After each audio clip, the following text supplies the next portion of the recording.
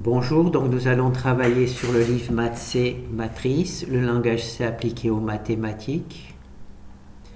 Alors on est dans le chapitre Matrice, matrice aléatoire, étude du code de la fonction printMR, d'accord?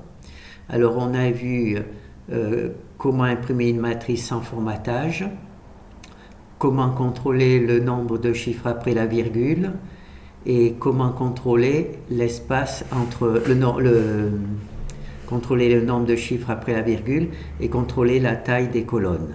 D'accord? Et maintenant, ce que nous allons essayer de travailler sur le nombre de colonnes par ligne. Alors, on va récupérer un exemple que j'ai préparé. Alors, c'est une matrice qui fera 8 colonnes et elle sera dessinée sur 3 lignes. D'accord? Donc, on va travailler sur cette matrice-là et essayer de voir comment elle est imprimée. D'accord? Avec la fonction printPMR. Alors, on se rappelle, ici, il y a le nom de la matrice. Ensuite, ici, on peut lire space, S-P-C, donc space. S pour espace réservé pour chaque colonne, c'est-à-dire ici, d'accord?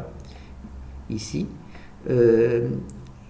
Point pour point après la virgule, ici il y a 0 point après la virgule. Et c'est le nombre de colonnes par ligne, ici il y en a 3, d'accord? Et ici, space 4, ça fait 4 espaces. Avec le signe, ça fait 4 espaces. Voilà. Donc on va essayer de travailler sur cette matrice particulière. Alors je vais récupérer le fichier print. Alors voilà. On va récupérer cette fonction de la bibliothèque. On va l'introduire ici dans le fichier principal. Alors ici, il y a la fonction, elle a le même nom que celui qui se trouve dans la bibliothèque. Donc je mets un grand X pour en changer le nom. Et ici, je mets un grand X aussi pour l'appeler. Alors je vais faire un test pour voir si cela fonctionne.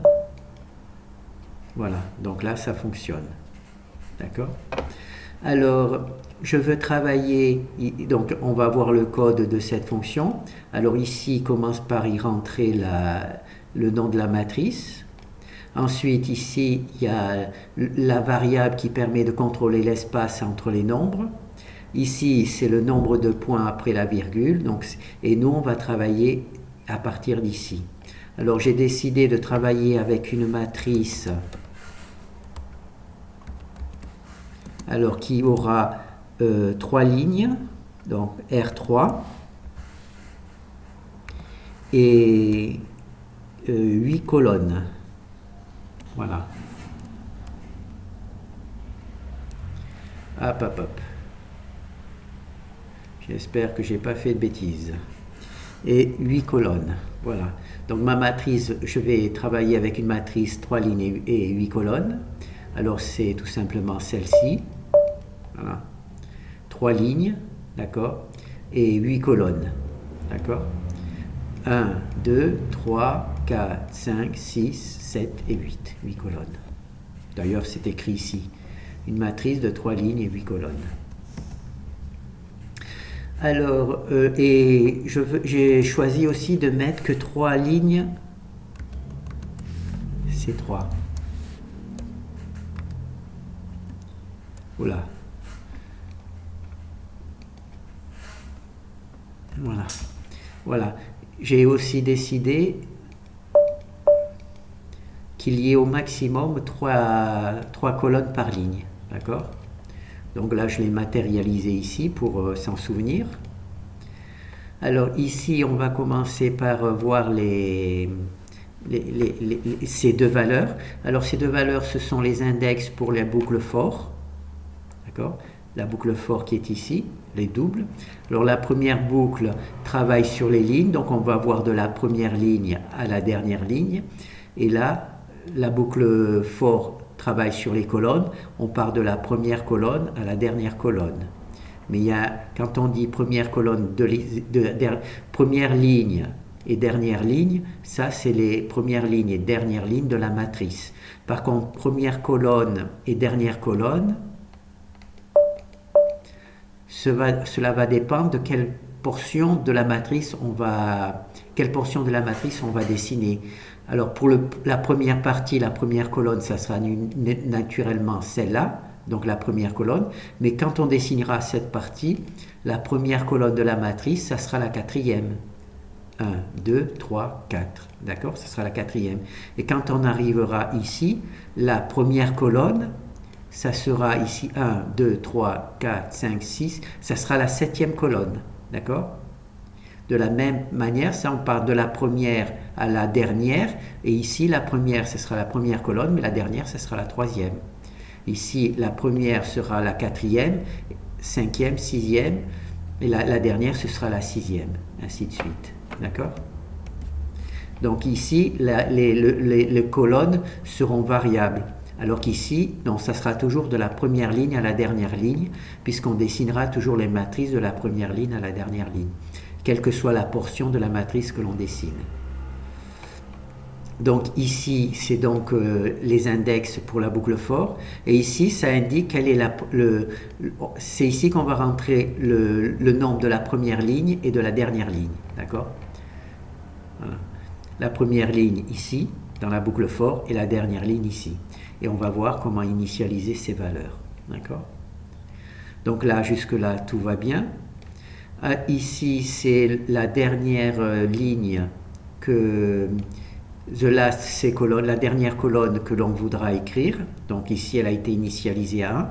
Nous allons voir tout à l'heure pourquoi. Et ici, cette partie-là, c'est la boucle while. C'est celle qui va faire le travail. D'accord? Alors ici, il y a un petit printf. Ce petit printf, eh ben, il apparaît ici. On va voir. Si je l'enlève, voilà, ce petit printf, il apparaît ici, c'est-à-dire qu'il ne change pas l'algorithme d'impression, il rajoute juste une petite ligne pour séparer la dernière partie de la matrice du texte. D'accord? Donc, celle-là, ce petit printf, je l'enlève simplement pour simplifier un peu le code. Donc là, on a vraiment juste la boucle while, celle qui imprime la matrice. D'accord? Alors ici, ma matrice, elle a C8 colonnes. D'accord? Alors ici, je sélectionne dans la matrice elle-même le nombre de... Je vais mettre ça ici. Le nombre de colonnes. Donc ma matrice... V, elle a C8, elle a 8 colonnes, mais en langage C, ça fait une de plus, donc ça fait C9. D'accord? Vous rappelez, une matrice qui a 8 colonnes, elle a en fait, en mathématiques, elle en a 9 en langage C. Une matrice qui a 3 lignes en langage C, elle a en fait 4.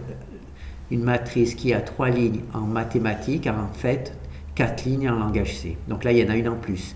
Donc là, c'est C8, c'est la matrice mathématique. Et là, C9, c'est la matrice en langage C.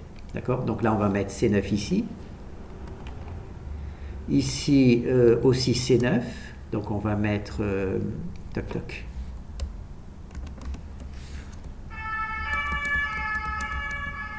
C9, c'est la matrice truc. Ici aussi, c'est C9. Voilà. Puisque c'est la taille de la matrice en langage C. Et donc ici, donc c'est bon. Et ensuite, pour la taille de la matrice, le nombre de lignes, c'est R3. Donc en langage C, c'est R4. Donc on va chercher les trucs. C'est juste ici. On va mettre ici R4.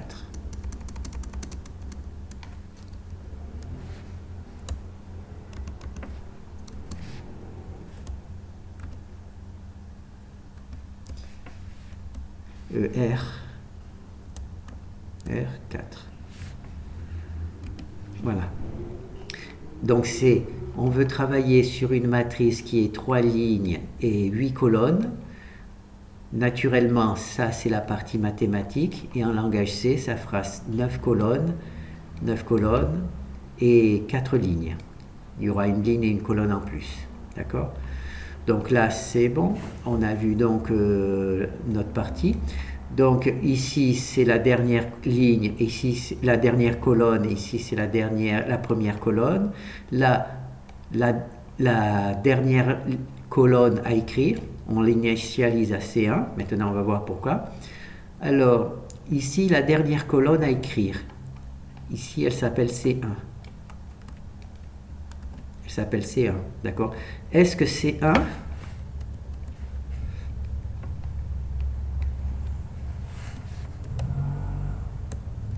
Est-ce que C1 est inférieur à C9? Oui. Hein? Ici, the last, c'est égal à C1, ça c'est moi qui l'ai initialisé. Donc, oui. Donc, on rentre dans la boucle while. D'accord? On rentre dans la boucle while. Alors, une fois qu'on est rentré dans la boucle while, on va initialiser la première colonne, on va l'initialiser avec the last to write, qui est égal à C1, qui a été initialisé ici. Donc la première colonne sur laquelle on va travailler dans la boucle, ça sera donc C1. On va donc le marquer ici. Là, on va essayer de faire tout le parcours du truc, donc C1. Donc ici, dans la première colonne, on va donc marquer C1.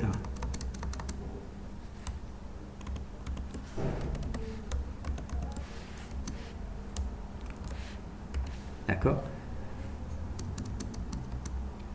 Est inférieur, on va y marquer inférieur. D'accord? Donc là, la première colonne, c'est C1.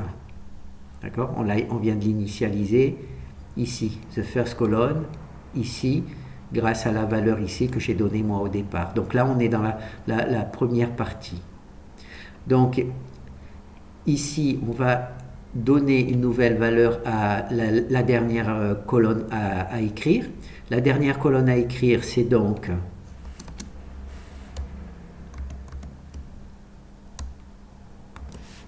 C1, puisque c'est la valeur de C-write, et que là, on va additionner des valeurs. Et nous, on veut des C3. On veut qu'au maximum, il y a C3. Donc, la dernière colonne, c'est donc C1 plus C3, ce qui est égal à C4. Voilà. Donc, la dernière colonne à écrire, ici, ça sera la C4. D'accord? Alors, la dernière, ici, on va mettre le truc. Est-ce que C4 est inférieur à C9? D'accord? C9, le nombre de colonnes en langage C. C4, c'est le nombre de colonnes que l'on veut... c'est la dernière colonne à écrire qui a été décidée. Non, c'est la C4. Donc, est-ce que cela est correct? Oui. Donc, c'est le if qui est mis en jeu. Donc, la variable cLast va donc être initialisée avec cette valeur qui est C4.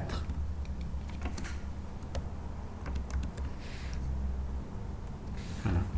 Donc, the last, c'est donc égal à C4. On va donc mettre cette valeur-là dans la boucle, ici, c'est C4. Donc notre boucle for va partir de la première ligne à la dernière ligne, d'accord? Et de la première colonne à la quatrième colonne. Donc on a initialisé, en faisant ce travail, la boucle for. Donc on va donc lancer un truc.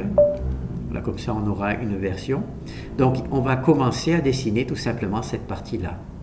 On va partir de la première ligne à la dernière, et on va partir de la première ligne, première colonne, première ligne, deuxième colonne, première ligne, troisième colonne, et ensuite, première ligne, deuxième ligne, deuxième colonne, et ainsi de suite. On va parcourir comme ça dans cette boucle for. Donc on va vérifier. Hein.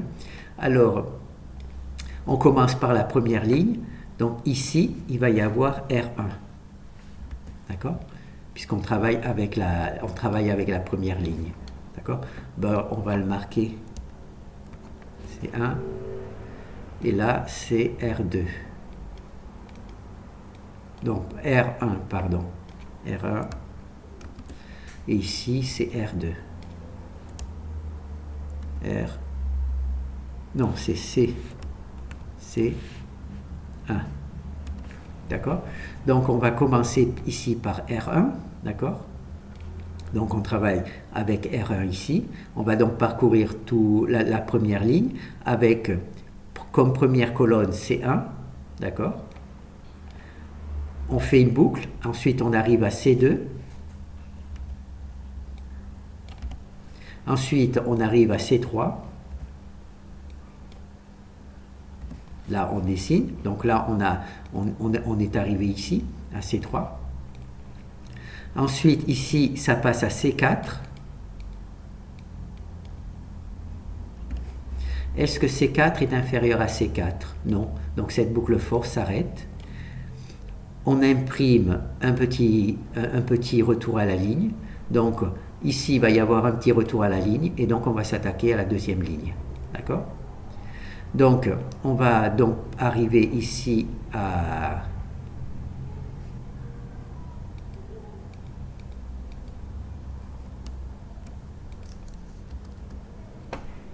R2. Voilà.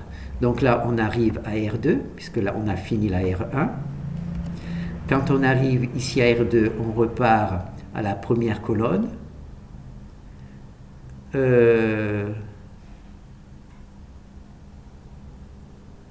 Donc ici, c'est nouveau la première colonne. Hein? La première colonne ici, c'est first. C'est first. C'est first, c'est bien la première colonne. Donc ici, on repasse à la première colonne. Donc 1. Donc on va dessiner la première colonne de la ligne 2. On va dessiner la première colonne de la ligne 2, puis la deuxième colonne de la ligne 2, puis la troisième colonne de la ligne 2. D'accord?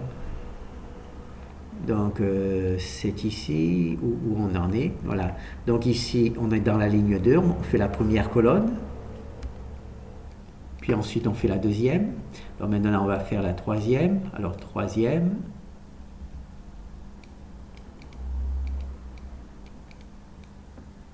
Troisième. Donc on se retrouve ici. Pardon, on se retrouve ici. Et ensuite, eh bien, ici, on arrive à 4. Est-ce que 4 est inférieur à 4? Non. Donc ici, ça revient à 1. Et on sort de cette boucle. D'accord? On sort de cette boucle. Donc là, j'aurais pas dû faire ça. Donc là, on en est à 4, donc on sort de la boucle, fort. On imprime un return. Donc on imprime ici un return, on passe à cette ligne ici. D'accord? Et ici, on était à R2, donc on passe à R3. Donc ici, on va être à R3. D'accord? Donc on arrive ici. On passe donc ici à cette valeur-là. Et cette valeur-là va nous permettre de C first. Là, C first, c'est 1. C first, c'est C1. D'accord? Donc ici, on repart de 1. D'accord? Pardon. De 1. Donc, on est dans la ligne 3, première colonne. Ensuite, ligne 3, deuxième colonne. Ligne 3, troisième colonne. Ligne 3, la 4. Est-ce que 4 est inférieur à 4? Non. Donc on casse la boucle. On casse la boucle. D'accord? Et on arrive ici. Et là, on incrémente la 4. Oh là, Z. Est-ce que 4 est inférieur à 4? Non. Donc on casse cette boucle et on imprime cette valeur-là, c'est-à-dire qu'on casse la boucle ici et on imprime cette partie-là et on va pouvoir maintenant s'attaquer à cette deuxième partie. Ah, j'aurais pas dû l'enlever parce que je vais être plus capable de le remettre. Parce que là, je vais voir si j'arrive à le récupérer. Alors, R, ici c'est R et C.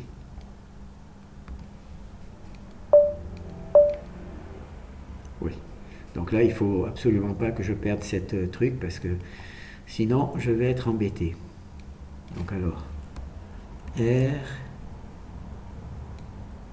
et C. Oh ben, je peux peut-être faire Z, Z, Z, Z. Voilà. Donc je récupère mes trucs. Donc là, je me retrouve ici, dans la boucle while, puisque toutes les boucles for, les deux boucles ont été terminées, grâce au fait que R4 est inférieur à R4, la quatrième, d'accord.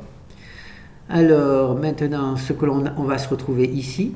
Alors the last, là c'était pour la première initialisation. Maintenant the last right est égal à C4, puisqu'il a été initialisé à C4 ici. Donc il est égal à C4. Donc on va le mettre à C4. Est-ce que C4 est inférieur à C9? Oui. Donc on rentre dans la boucle. D'accord? Et là, la première colonne à dessiner, c'est the last right. Et the last right, c'est C4. Donc ici, on va mettre C4 aussi.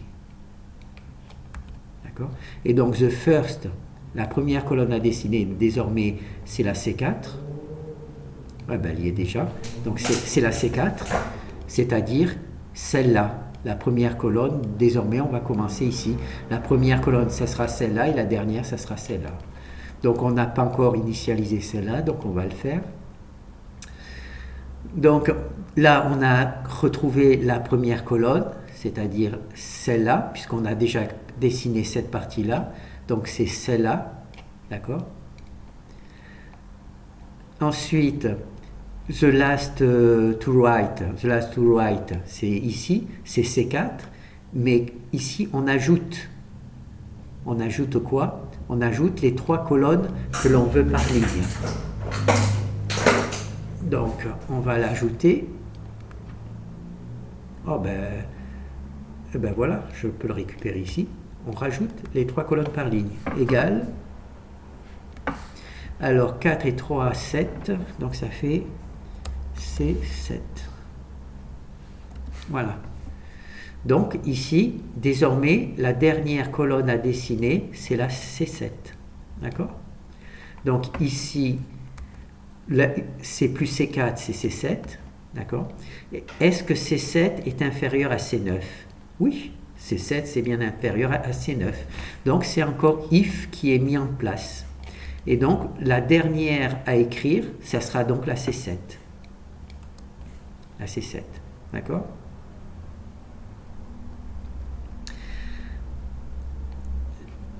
On a trouvé ici la valeur C7 par l'algorithme qu'on a introduit ici.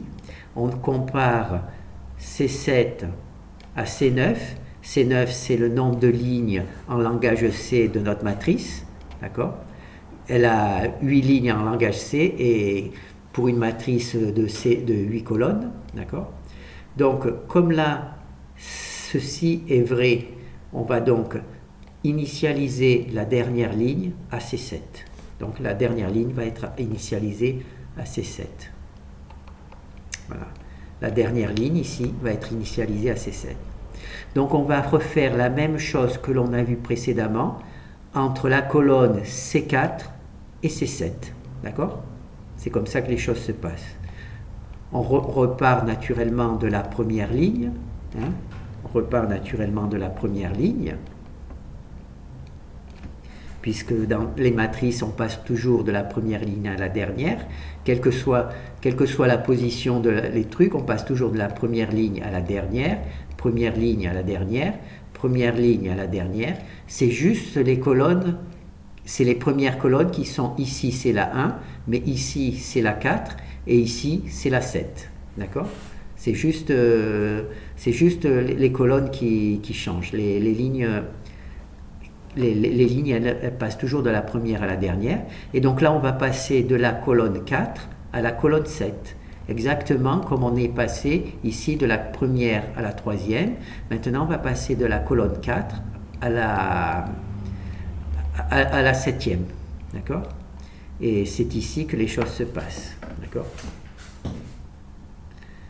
Naturellement, quand la colonne arrive à 6, ensuite quand elle arrive à 7, quand ici il rentre 7, naturellement 7 est inférieur à 7, 7 n'est pas inférieur à 7, donc la boucle for là est cassée, et donc on arrive véritablement à dessiner toute cette matrice. D'accord?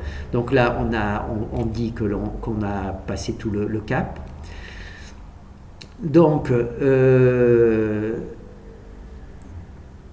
c'est bon. Donc, c'est bon. On imprime aussi cette valeur-là pour imprimer cette valeur-là. D'accord? Et ensuite, là, on arrive ici, de nouveau. D'accord? On arrive ici de nouveau. Mais the last row à écrire, c'est-à-dire cette variable, elle est égale ici à C7. Donc, on la récupère, CK devient C7. D'accord? Est-ce que C7 est inférieur à C9? Oui. Donc, on rentre dans la boucle while. Alors, la dernière colonne à dessiner maintenant, c'est ici, c'est C7. D'accord? Donc, la première colonne que l'on devra dessiner, ici, c'est la septième. 1, 2, 3, 4, 5, 6 et 7. C'est donc ici, la C7, c'est ici. La première ligne à dessiner, ça sera la C7 de la troisième partie. Donc, on va remplacer ici C4 par C7. D'accord? Et donc là, la première colonne, ça sera C7. Et ici, the last right va aussi être modifié puisqu'on va y rajouter 3 colonnes, exactement comme ici. 3 colonnes, ce qui va faire C10.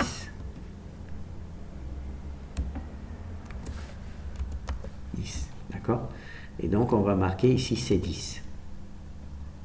Donc, la dernière colonne, c'est-à-dire ici, c'est égal à C10. Donc, on va rentrer ici C10. D'accord? Est-ce que C10 est inférieur à C9? Non. Donc, le if ici n'est pas pris en compte. D'accord?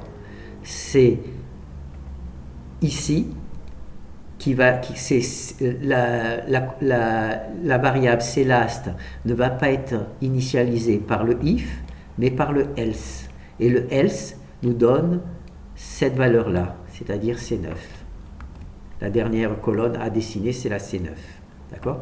Donc, on va tout simplement remplacer ici la dernière par C9. Voilà. D'accord? Ici, jusqu'à présent, on passait par ici, par le if, parce que la dernière colonne à écrire était inférieure à la taille de la matrice. Mais maintenant, elle est supérieure à la taille de la matrice. D'accord? Comme elle est supérieure, c'est le else qui est pris en compte. Et dans ce cas-là, le cLast n'est plus celui-là. La dernière colonne est initialisée par la taille elle-même de la matrice. La taille elle-même, c'est C9. D'accord? Et donc, on le met ici, C9. D'accord? Donc, maintenant, on va repartir de la première ligne à la troisième. D'accord? En commençant ici. La première colonne, c'est la C9. La première colonne, c'est la C7. La première colonne, ici, c'est la C7. D'accord? Et la dernière, c'est la C9. Donc là, on va essayer de la faire. Donc on va partir de la première ligne. Donc ici, c'est bien la première ligne. On arrive ici, la première colonne. Ici, la première colonne, c'est la 7. D'accord? Donc on dessine ce truc-là. Ensuite, on passe à A8, puisqu'on incrémente, et on dessine la 8. Donc on arrive ici. Ensuite, on incrémente, on passe à 9. Est-ce que 9 est inférieur à 9? Non, 9 n'est pas inférieur à 9. Donc la boucle for s'arrête. D'accord? Elle s'arrête et on fait une nouvelle truc. Donc là, ici, ça part à R2. On fait la deuxième ligne. On va s'attaquer à cette ligne-là. On fait la deuxième ligne. Donc on passe ici à la deuxième ligne. D'accord? Et en dessinant la deuxième ligne, ici, il y a le print truc qui va passer à la ligne qui va nous permettre d'aller ici. Alors, ce printf. D'accord? Alors là, on est dans notre deuxième ligne et naturellement, ici, c'est first. C'est quoi c'est first? C'est first, c'est ici, c'est C7. Il faut le récupérer puisqu'il est modifié durant la boucle for. Donc là, on repart à C7. Donc ici, on repart à C7. Donc on dessine deuxième ligne, septième colonne. On dessine ici. Ensuite, on passe à C8. D'accord? Deuxième ligne et huitième colonne. C'est ici. Donc la huitième colonne. Voilà. Et ensuite, ici, on arrive à 9. Est-ce que 9 est inférieur à 9? Non. Donc la boucle ici est fermée. D'accord? Et là, on sort, on arrive ici, on sort ici. D'accord? On passe à la ligne. Non, il ne faut pas que je sorte. On sort et là, on en est à la deuxième ligne. Il reste la troisième ligne. Voilà. Donc là, on va se retrouver à la troisième ligne. On va se retrouver ici. D'accord? Et naturellement, notre première colonne, c'est la C7. Donc on la récupère ici, la C7. D'accord? Donc on repart à la colonne 7, C7. C7 et la troisième ligne. Voilà. Troisième ligne. Et première colonne, c'est la C7. Donc troisième ligne et première colonne, la C7. D'accord? Ensuite, on passe à C8. Ici, C8. Donc, on dessine ici notre dernière étape. Et ensuite, là, on arrive à C9. Est-ce que C9 est inférieur à C9? Non. Donc là, la boucle for s'arrête. On arrive ici. Donc, R3 passe à R4. Est-ce que R4 est inférieur à R4? Non. Donc, on sort de truc. On imprime ici un printf et on va à la ligne. D'accord? On passe à la ligne. On passe à la ligne suivante. Donc, ici, on arrive donc ici. D'accord? Mais cette valeur-là, entre-temps, elle a été modifiée. C'est ici qu'on l'a modifiée. Donc, c'est C10 maintenant. D'accord? Le CLast, qui nous a permis de travailler jusqu'ici, il a été modifié, il est passé à C10. Est-ce que C10 est inférieur à C9? Non. Donc, on a imprimé toute notre matrice. Et donc, toute notre matrice a été imprimée. D'accord? Voilà. Voilà, c'est comme ça que l'algorithme fonctionne. Bon, c'est pas évident, mais c'est comme ça que l'algorithme fonctionne. Bon, ben, je ne sais pas, de toute manière, je ne pourrais pas faire mieux pour vous l'expliquer, donc j'espère que vous pourrez le travailler de cette manière, d'accord? On prend une matrice d'une certaine taille, R3 et C8. Ici, on n'oublie pas qu'on travaille avec les mémoires directes, donc on rajoute la ligne 0, donc ça fait, si la matrice c'est une matrice C8, elle passe à C9, d'accord? Et puis ensuite, petit à petit, on incrémente, et on développe le truc, et on essaie naturellement, dans ce travail, d'initialiser les valeurs de la boucle for. Et toute cette initialisation se fait ici. Voilà. L'initialisation de la boucle for. Ici la première colonne et ici la dernière. Voilà, ici la dernière. Bon ben voilà, bon ben courage, on va voir ce que cela donne.